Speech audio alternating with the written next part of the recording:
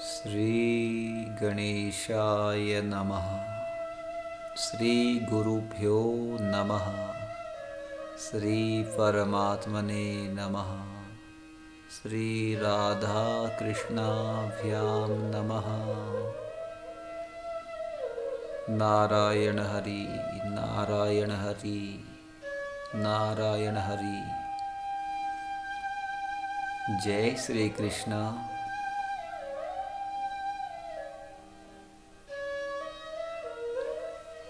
मनुष्य मात्र के जीवन का लक्ष्य है भगवत प्राप्ति, भगवान को प्राप्त करना। जीवस्य तत्व जिज्ञासा भक्ति विरक्तिर भगवत प्रबोधः।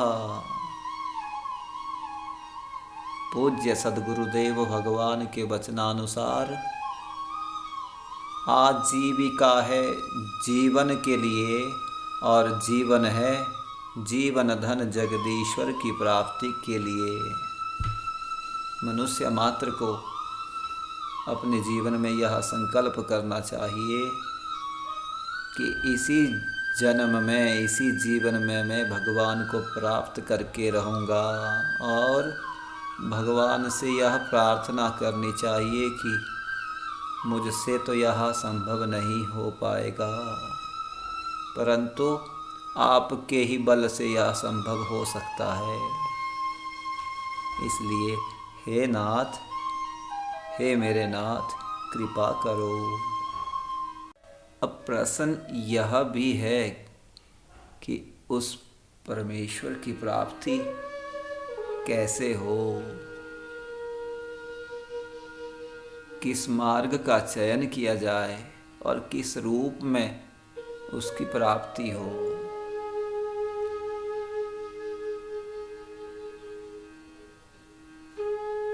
कुछ ज्ञानी लोग उसे ब्रह्म कहते हैं, कुछ परमात्मा योगी लोग कहते हैं, कुछ भक्त लोग उसे भगवान के रूप में जानते हैं। वदन्ति तत्तत्त्वविदस्तत्त्वं यज्ज्ञानमद्वयम् ब्रह्मेति परमात्मेति भगवानीति शब्द्यते। एक ही परमात्मा को अनेक रूपों से जाना जाता है। एकम सद विप्रा बहुधा वदन्ति। किस रूप में उसे पाया जाए, किस रूप की उपासना की जाए, कौन सा मार्ग श्रेष्ठ है जिसका चयन करके उस तक पहुंचा जा सके।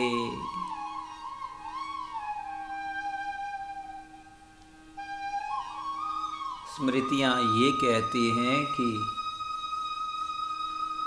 एक ही परमात्मा जगत की सृष्टि स्थिति संहार करने के लिए, अनुग्रह और निग्रह करने के लिए ब्रह्मा या सूर्य, विष्णु, शिव, गणेश और दुर्गा के रूप में उद्भासित होता है।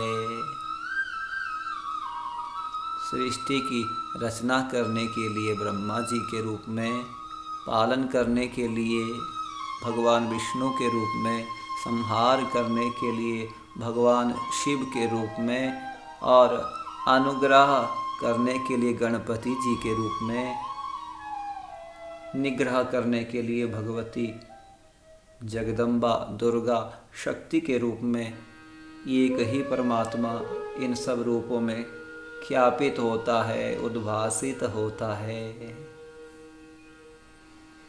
और कौन सा मार्ग श्रेष्ठ है? गीता में भगवान श्री कृष्ण कहते हैं, यद्यद्याचरति श्रेष्ठस्तत्तदेवेतरो जनः स यत् प्रमाणं कुरुते लोकस्तदनुवर्तते। अथवा महाभारत में भी महाजनो येन गतः सह पंथाः, श्रेष्ठ लोगों के द्वारा, महापुरुषों के द्वारा प्रतिपादित निर्दिष्ट मार्ग ही सर्वश्रेष्ठ मार्ग है। जिस मार्ग पर चल के पूर्व के मुमुक्षु ज्ञानी जन, योगी जन, भक्त जन परम सिद्धि को प्राप्त हुए, परम लक्ष्य को प्राप्त हुए, उसी मार्ग का अनुसरण करना श्रेयकर है। ऐसे ही भगवत प्राप्त महापुरुषों में से एक थे परम श्रद्धेय ब्रह्मलीन स्वामी श्री राम सुखदास जी महाराज, जिनका नाम अध्यात्म जगत के सभी पथिक जानते हैं, ज्ञानी जन जानते हैं, जिन्होंने श्रीमद् भगवद गीता के ऊपर साधक संजीवनी नामक टीका लिख के असंख्य साधकों के लिए मुक्ति का मार्ग, परम सिद्धि का मार्ग प्रशस्त किया है। उन्हीं स्वामी श्री राम सुखदास जी महाराज जी के द्वारा भगवान शंकर के दर्शन का साधन बताया गया है, जिसका प्रकाशन गीता प्रेस गोरखपुर से प्रकाशित कृपानुभूति नामक ग्रंथ में किया गया है। स्वामी श्री राम सुखदास जी महाराज कहते हैं, भक्त वत्सल आशुतोष भगवान शंकर की प्रसन्नता के लिए साधक प्रतिदिन आधी रात को अर्थात 11 से 2 बजे के बीच ईशान कोण उत्तर पूर्व अर्थात नॉर्थ ईस्ट की ओर मुख करके भगवान शंकर के, भगवान शिव के षडाक्षरी मंत्र की 120 माला जप करे।